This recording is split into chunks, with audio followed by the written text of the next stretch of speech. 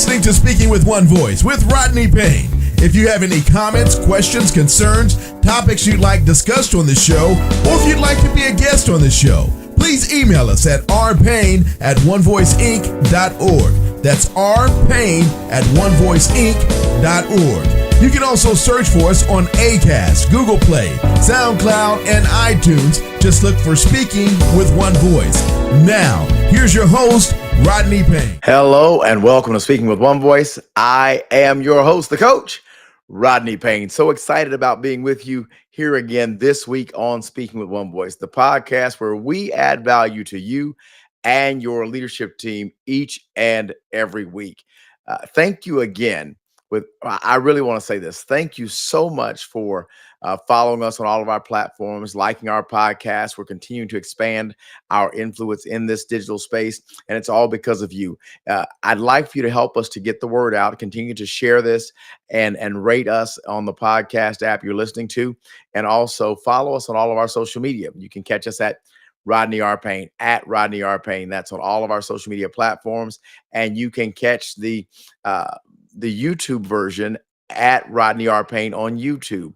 And if you just turn your notifications on and make sure you're a part of the One Voice community as we're continuing to expand our influence here and have so much to offer that we're excited about. And you can also stop by our website. That's rodneyrpayne.com, rodneyrpayne.com. And there I've got a free gift waiting for you. Go ahead and sign up and get your free gift, and we'll start communication, and you'll learn how we might be able to better support you and or your leadership team. Today I want to continue a series of episodes that we started last week to talk about keys to effective collaboration. That's our goal, to talk about over a 4 or 5 week period. Just want to make sure that we get that. And today we're going to dig down a little bit deeper into a thought of clear communication. The art of collaboration, clear communication, the art of collaboration. Now, when we think about this thing called collaboration, there are 5 keys that we're dealing with. Last week, we dealt with the foundation of collaboration, which is building trust and respect. Now we're talking about clear communication. We're going to be embracing diverse perspectives. We're going to talk about role, clarity, and accountability. And then finally, we're going to talk about continuous improvement. These are areas that are going to help us as we look to collaborate. Why are we so engaged in this? Well, collaboration is going to be very key to our success. So many times, teams don't maximize their ability or have the impact or the influence they would like to have because the team does not come together in a way that allows them to truly collaborate. See, when you're looking for who gets the credit for the project, or if you have some ambitious people or team members who are looking to make a name for themselves, they'll often do things by themselves, and they'll shortcut, undercut, go around their team members. And when you do that, there's no way that you can get the best out of your team. So our goal is to really work on this collaboration and making it effective so that we can grow our teams, maximize our potential, and then leverage the content, the perspectives, the expertise of everyone in the room. I've done things that are like this in the past, but I feel that we really need to go a little bit deeper because so many teams don't make it because our leadership does not know how to leverage the pieces on the team, and we are not secure enough as individuals to be able to work with someone who may have a strength zone where we're not as strong. The goal is to have your strongest people in every area working in their zone of genius. When you do that, you're going to win and set yourself apart from your competitors. So today I want to give you 3 thoughts on clear communication, the art of collaboration. So when we talk about communication, we talk about the ability to have an interchange of information that's going to allow us to understand, identify, and determine our end state goal, if you will, determine our desired outcome. And so we want to be very clear. A lot of times I've seen teams who communicate a message, but that message is not received or not interpreted in the way it was intended or delivered. And as a result, you don't get the feedback or the product or the output that you desire. So what I want us to do is to truly take a moment and let's talk about this.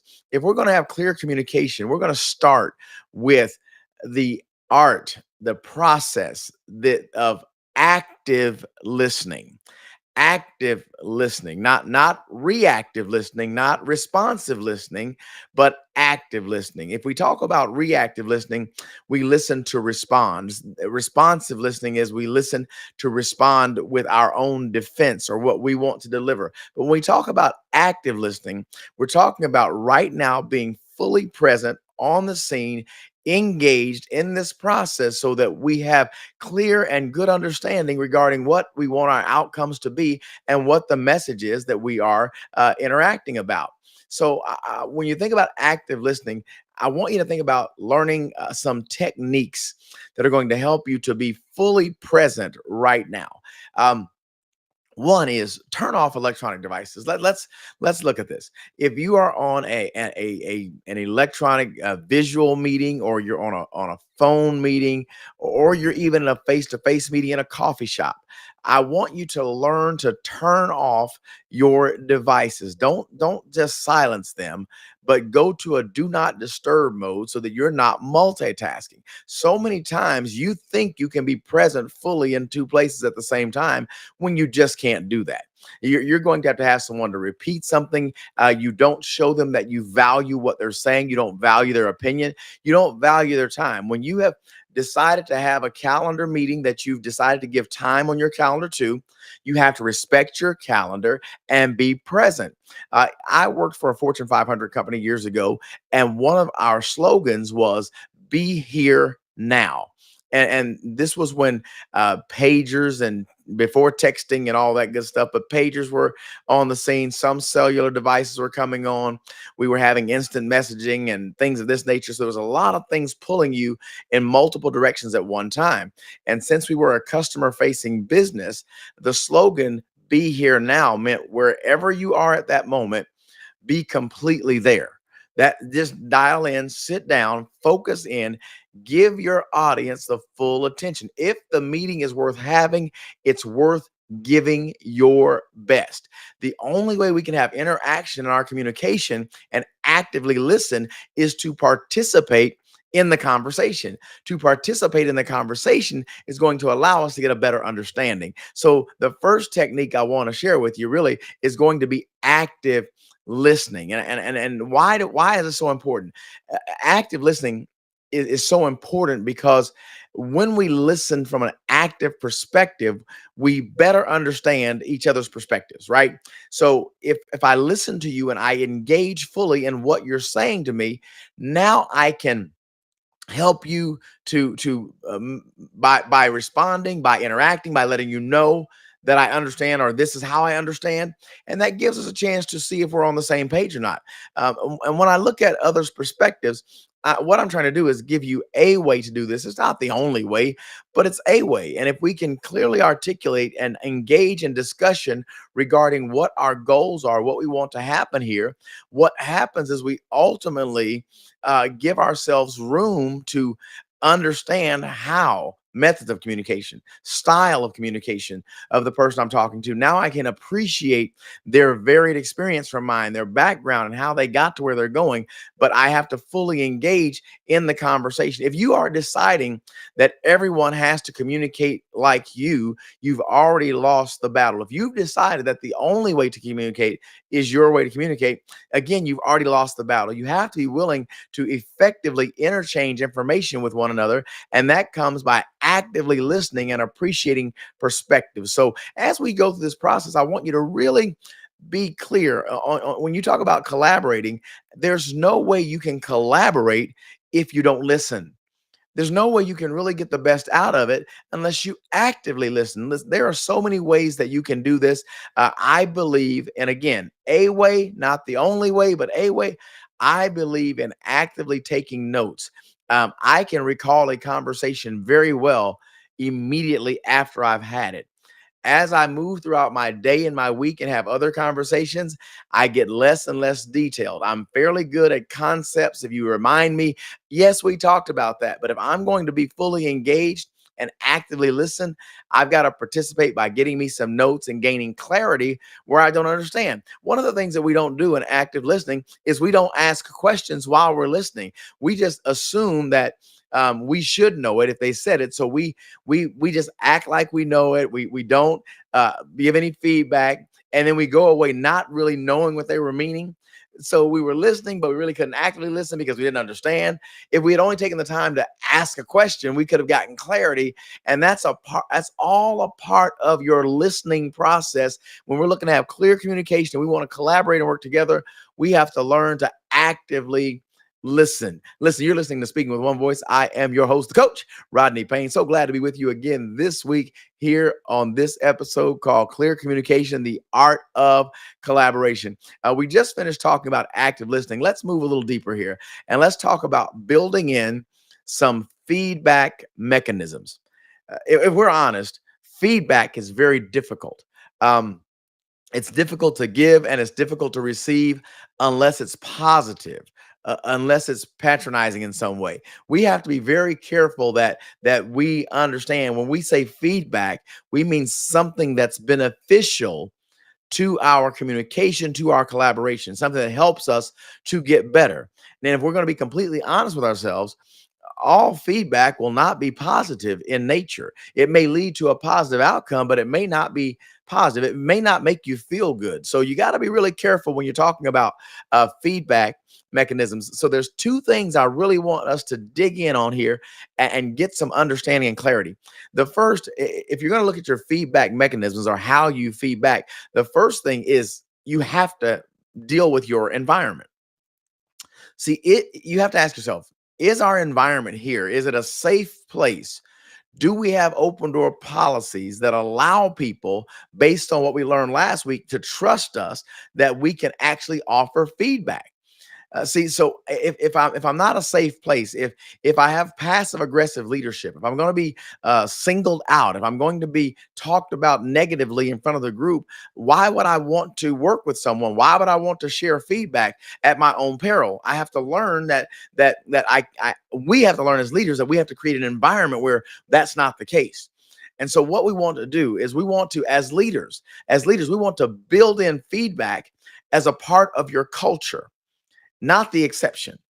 I don't want you to have to wait for the person who is just bold enough and has enough confidence that they're going to share feedback, whether you like it or not. That is not the environment we're talking about. What we want is a place where it's safe, where it's normal procedure. It's our culture. It's the way we do things. It's not the exception. It's the rule. We are willing to receive feedback. We are willing to, did you hear that? I said receive. Most of us are willing to give feedback and want to tell you what's wrong with you and put you in your place, but not many of us are ready to really receive feedback that is constructive. Let me say that. Our feedback, it's not necessarily it's positive or it's negative. Is it constructive or deconstructive? Does it build us up or does it break our organization down? So I want us to learn about environment. That becomes our important point, that we must make sure that we're focused on building a culture, a safe place where it's all right to offer constructive feedback that will make us better and help us reach our goals. I told you I want to talk about two. So I want to talk about the second one, then I'll kind of tie them together. So the first one's environment. The second one is reciprocity. See, the key to effective feedback is it must be an inclusive process. Reciprocity, it has to be an inclusive process for everyone on the team. We can't have it as a situation where only managers or leaders or senior officers or executives are able to offer feedback. There must be appropriate levels within the organization that everyone has a means by which they are able to submit feedback. If we can't do that one-to-one, we can certainly do anonymous, clearly true, transparent, anonymous surveys that will allow us to have feedback, because we don't want our leaders, our middle market leaders, or the ones in between, our low level leaders, or even our high level leaders for that matter, not being willing to give their true opinion for fear of retribution. So we're not talking about retribution here. We're talking about reciprocity. We want to make sure that both sides of the table in every conversation feel at liberty to give feedback, to give constructive criticism. This does not necessarily mean it's personal. It could be a part of the product of the process. So our goal is to make sure that we reinforce reciprocity as a part of our foundational culture that allows us to have an environment where feedback is okay. Not only is it okay, it's it's promoted, it's celebrated because it's used to make us the best version of ourselves as a brand. That's what we want. We want team members who feel comfortable, that they can clearly communicate and say, I think this may be a challenge we're having with our product, with our systems, with our delivery. I know in many organizations, you get the most feedback from your customers at the lowest levels, because the lowest levels typically interact with the customers. So wherever the interaction for the customer happens is where the most feedback and the relationship happens.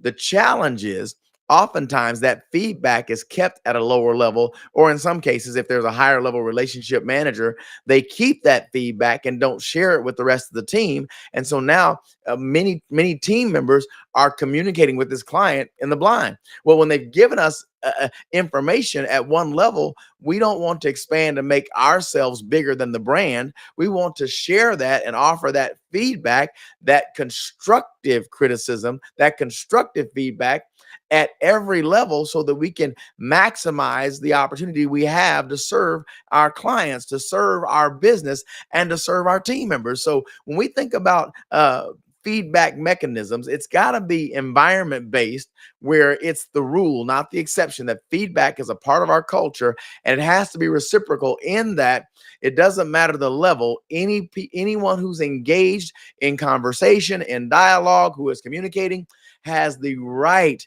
to offer feedback, and not all feedback is negative. I think the challenge with most of us is we don't give enough positive feedback, but we major in negative feedback. So when we open our mouths to give feedback, our team immediately shuts down because we haven't celebrated anything.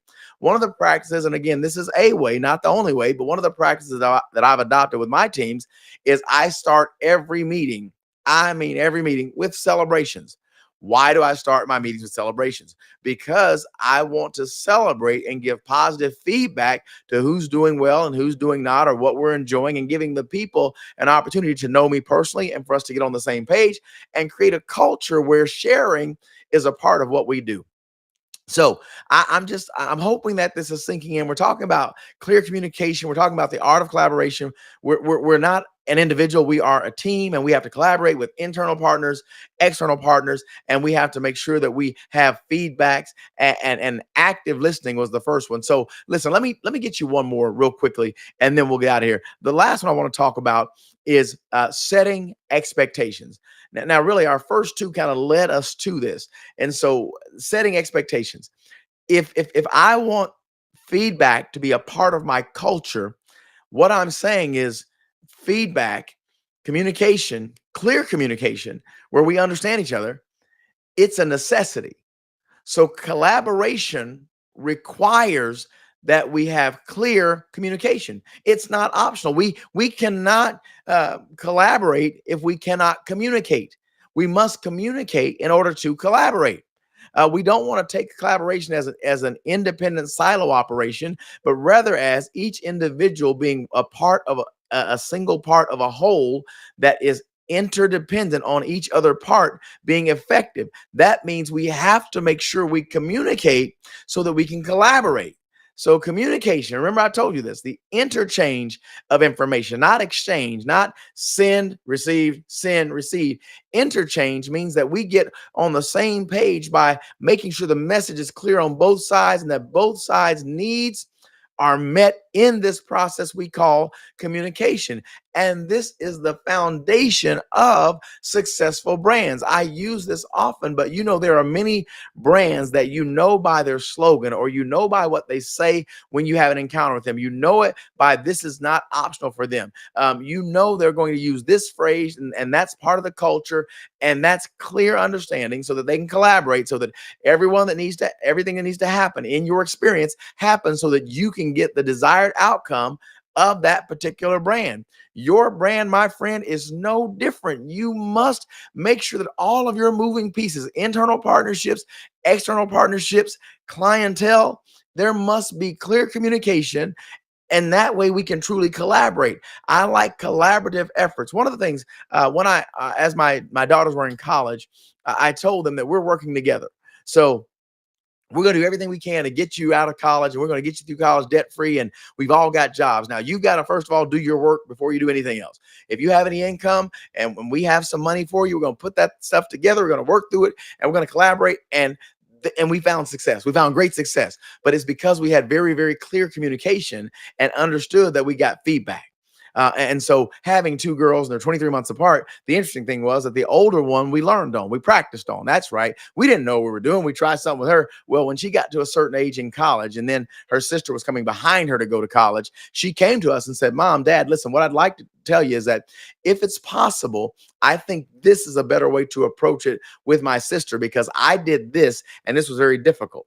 So as a result of her feedback, result of her constructive criticism, she made the way easier for her sister because we were willing to listen.